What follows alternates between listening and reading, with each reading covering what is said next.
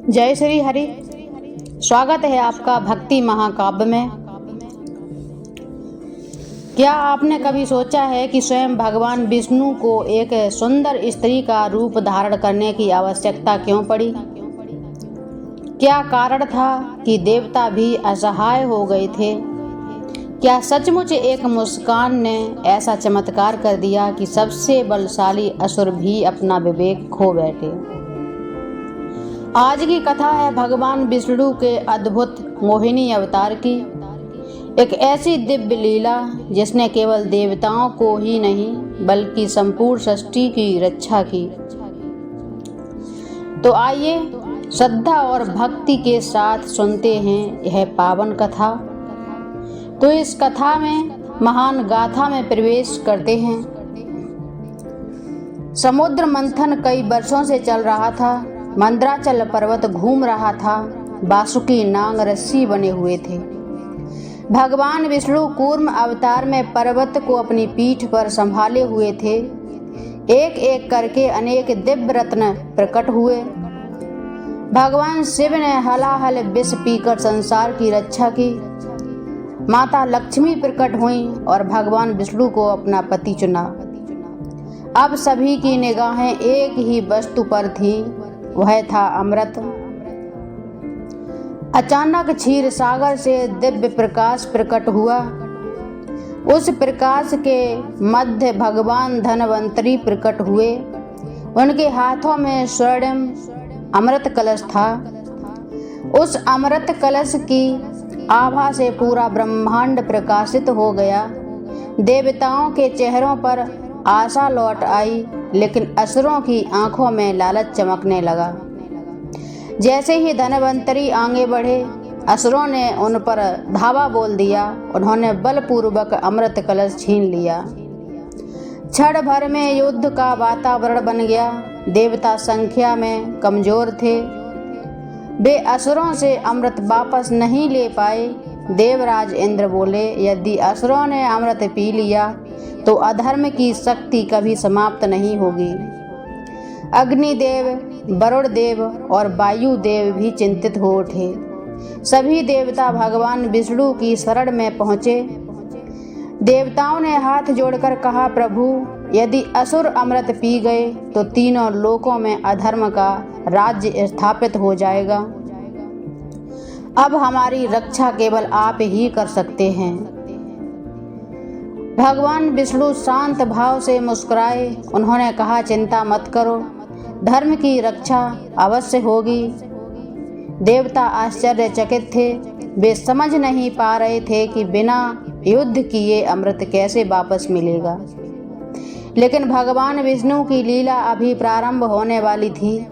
उन्होंने एक ऐसी योजना बनाई जिसकी कल्पना स्वयं असुर भी नहीं कर सकते थे। भगवान विष्णु ने देवताओं की व्याकुलता देखी। वे मुस्कुराकर बोले, कभी कभी धर्म की रक्षा के लिए बल से नहीं बल्कि बुद्धि और धैर्य से भी की जाती है रक्षा। यह कहकर भगवान विष्णु ने अपनी योग माया का प्रयोग किया। क्षण भर में उनका दिव्य स्वरूप बदलने लगा। 4 भुजाओं वाले श्रीहर अब एक अलौकिक, तेजस्वी और अनुपम सुंदरी के रूप में प्रकट हुए। उनकी आंखों में करुणा थी, मुख पर मधुर मुस्कान थी और उनके तेज से पूरा वातावरण प्रकाशित हो उठा। यह था भगवान विष्णु का मोहिनी अवतार। उधर असुर अमृत कलश को लेकर आपस में ही झगड़ रहे थे। हर कोई पहले अमृत पीना चाहता था। उसी समय उन्होंने दिव्य सुंदरी को अपनी ओर आते देखा। सभी असुर स्तंभ रह गए। उनका क्रोध शांत हो गया। वे उस दिव्य रूप को देखकर मोहित हो गए। उनके मन से युद्ध का विचार भी समाप्त हो गया। मोहिनी ने मधुर स्वर में कहा, यदि तुम सब आपस में लड़ोगे तो अमृत कभी न्यायपूर्ण नहीं बांटा जा सकेगा। यदि तुम मुझ पर विश्वास करते हो तो मैं सबको समान रूप से अमृत बांट दूंगी।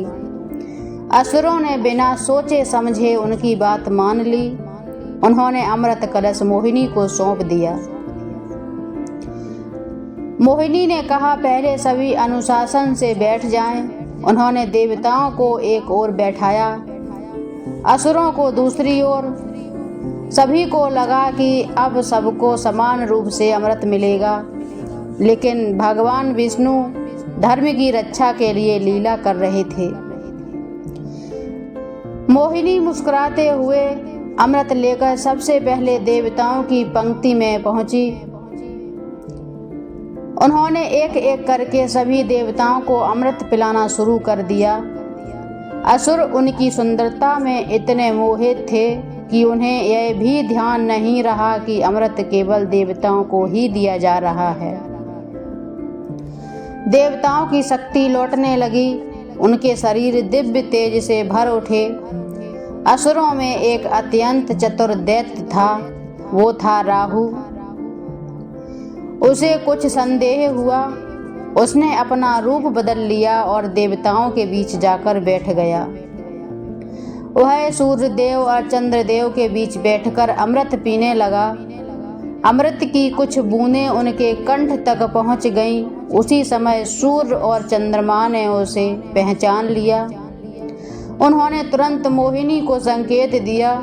भगवान विष्णु समझ गए कि यह एक असुर है। अब धर्म की रक्षा के लिए अगली लीला होने वाली थी। सूर्यदेव और इंद्रदेव ने तुरंत भगवान विष्णु को संकेत किया कि देवताओं की पंक्ति में बैठा एक व्यक्ति वास्तव में असुर है। भगवान विष्णु ने अपनी दिव्य दृष्टि से देखा और समझ गए कि वह असुर राहु है। उसने छल से देवता का रूप धारण कर लिया था और अमृत पीने का प्रयास कर रहा था। भगवान विष्णु ने एक क्षण गवाए बिना अपना सुदर्शन चक्र प्रकट किया। चक्र बिजली की गति से राहु की ओर बढ़ा। क्षण भर में उसका सिर धड़ से अलग हो गया, लेकिन तब तक अमृत की कुछ बूंदें उसके कंठ तक पहुंच चुकी थीं। इसी कारण उसका सिर और धड़ दोनों नष्ट नहीं हुए। राहु का सिर राहु कहलाया और उसका धड़ केतु के नाम से प्रसिद्ध हुआ। राहु ने मन ही मन सूर्य और चंद्रमा को अपना शत्रु मान लिया। उसे लगा कि शायद यदि उन्होंने उसे पहचान कर भगवान विष्णु को संकेत न दिया होता तो वह भी अमर हो जाता।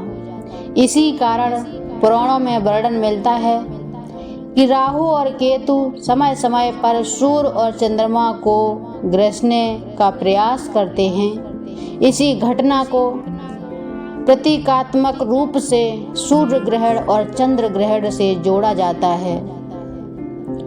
जब सभी देवताओं ने अमृत ग्रहण कर लिया तो उनका तेज और शक्ति पहले से भी अधिक बढ़ गई। असुरों को जब सच्चाई का पता चला तब तक बहुत देर हो चुकी थी। वे क्रोध से भर उठे और युद्ध के लिए तैयार हो गए, लेकिन अब परिस्थितियां बदल चुकी थीं। देवता पुनः शक्तिशाली हो चुके थे। धर्म की शक्ति ने अधर्म का सामना किया। भयंकर युद्ध हुआ और अंततः असुरों को पराजित होना पड़ा। देवताओं ने स्वर्गलोक पर पुनः अधिकार प्राप्त कर लिया। तीनों लोकों में शांति स्थापित हुई।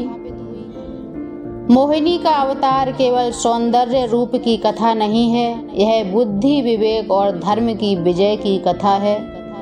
भगवान विष्णु ने यह दिखाया कि हर समस्या का समाधान केवल बल से नहीं होता। कई बार धैर्य, सही समय और बुद्धिमानी ही सबसे बड़ा अस्त्र बन जाते हैं। असुरों की हार उनकी शक्ति के कारण नहीं हुई।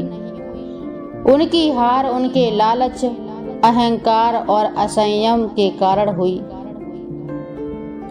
यह कथा हमें सिखाती है कि लालच मनुष्य का विवेक छीन लेता है। अधर्म चाहे कुछ समय के लिए सफल दिखाई दे, लेकिन अंत भयानक होता है।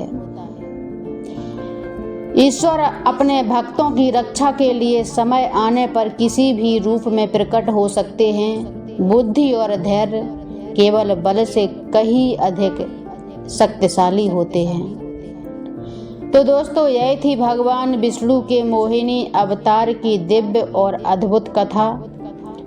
यदि इस कथा से आपको कुछ नया जानने को मिला हो और आपके हृदय में भगवान के प्रति श्रद्धा और बढ़ी हो, तो इस वीडियो को लाइक करें और अपने परिवार और मित्रों के साथ शेयर जरूर करें। भक्ति महाकाव्य चैनल को सब्सक्राइब, सबसे अहम बात है सब्सक्राइब जरूर करिए। कमेंट में श्रद्धा से लिखिए जय श्री हरि, विष्णु भगवान की जय। आपका प्रत्येक कमेंट हमें ऐसी ही और दिव्य कथाएं लाने की प्रेरणा देता है। अगली कथा में हम जानेंगे राजा बल और 52 अवतार की अद्भुत कथा, कैसे भगवान विष्णु ने तीन पगों में 3 लोग नाप दिए। तब तक के लिए जय श्री हरि, जय सनातन धर्म, हरि ओम तत्सत।